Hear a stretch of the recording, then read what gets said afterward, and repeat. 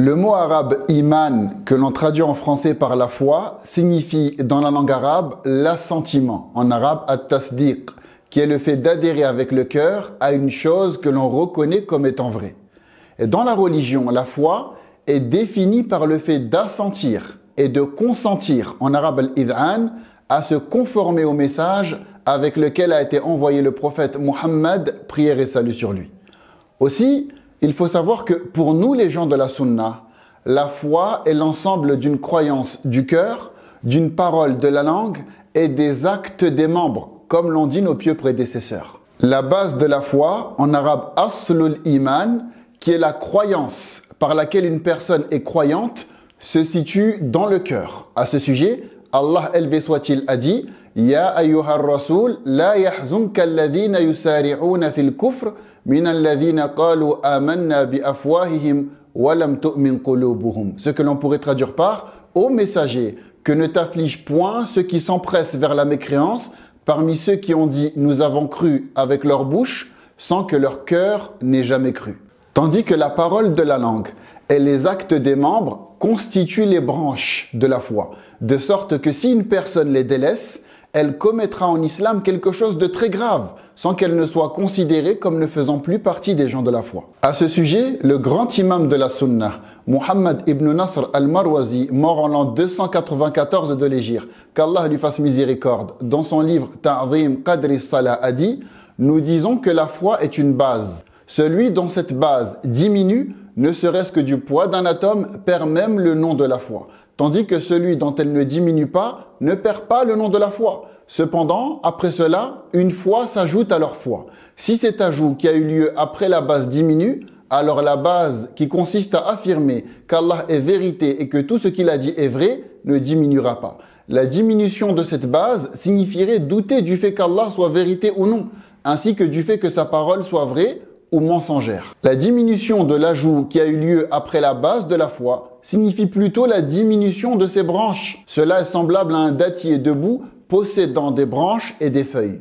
Lorsqu'une branche est coupée, le dattier ne perd pas son nom d'arbre. Cependant, il perd sa complétude sans que son nom ne change, bien qu'il devienne un arbre dont les branches ont diminué. Tandis que les autres dattiers du même genre sont plus complets en raison du fait qu'ils possèdent la totalité de leurs palmes. Allah, puissance et majesté à lui, a certes dit « Un exemple d'une bonne parole est celui d'un bel arbre dont la base est ferme et dont les branches s'élancent dans le ciel. Il en a fait un exemple de la parole de foi et il lui a donné une base, des branches ainsi que des fruits. » Fin de citation. Cela vient corriger la position erronée des mourjites, en arabe al-murji'a, qui soutiennent que les paroles et les actes ne font absolument pas partie de la foi et qu'ainsi le péché ne porte pas préjudice à celui qui le commet tant qu'il a la foi. Ces derniers estiment que les croyants pécheurs ne s'exposent à aucun châtiment dans l'au-delà.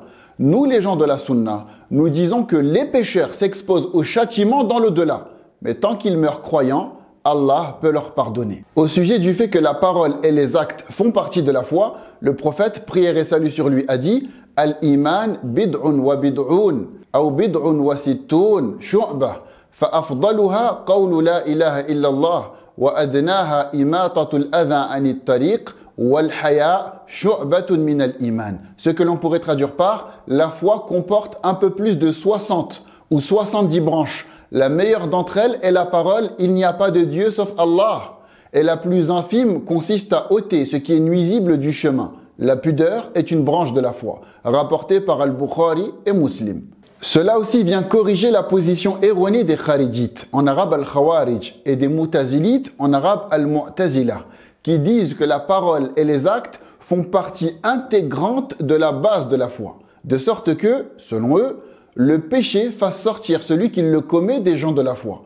En effet, pour les Kharijites, celui qui commet un grand péché devient un incroyant.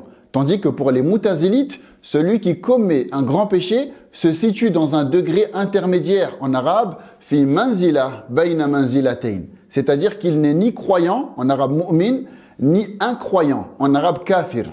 Mais quoi qu'il en soit, ces deux écoles doctrinales déviantes s'accordent erronément à dire que le musulman qui commet un grand péché et meurt dans cet état entrera en enfer éternellement. Une partie des imams de l'école doctrinale sunnite atharite, c'est-à-dire principalement les hanbalites, voient aussi que la parole et les actes font partie intégrante de la base de la foi, mais pas de sorte à faire sortir celui qui commet un grand péché des gens de la foi.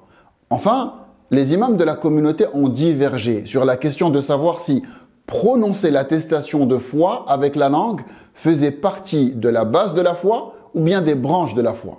L'école doctrinale sunnite asharite, en arabe al-Asha'ira, considère que prononcer l'attestation de foi fait partie des branches de la foi et que par conséquent, cela est juste une condition pour que la foi soit complète, en arabe shartu kamal, tout comme l'ensemble des actes des membres.